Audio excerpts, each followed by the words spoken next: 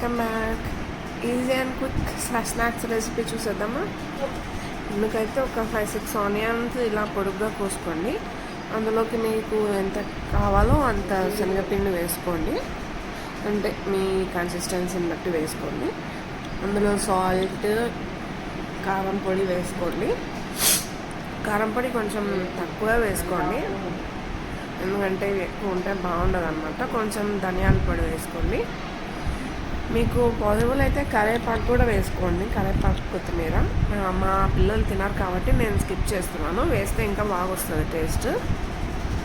కొంచెం సోడా పొడి వేసుకోండి. మొత్తం బాగా ఇలా పకోడా కన్సిస్టెన్సీ వచ్చేలాగా కలుపుకోండి.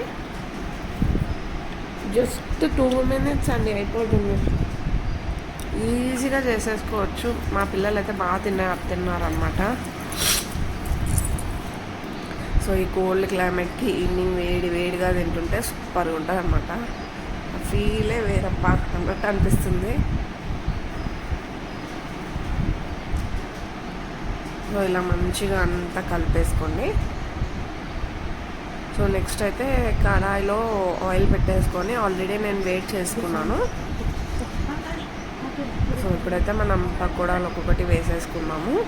కొంచెం చిన్నగానే వేసుకోండి, ఎక్కువ అయితే లోపల సరిగా బాయిల్ అవ్వదన్నమాట. మనం లైట్గా పిండిలాగా ఉంటుంది. సో అందుకే కొంచెం చిన్నవిగా వేసుకోండి, బాగుంటుంది. ఇలా బాగా బ్రౌనిష్ కలర్ వచ్చేంత వరకు వేయించుకోండి.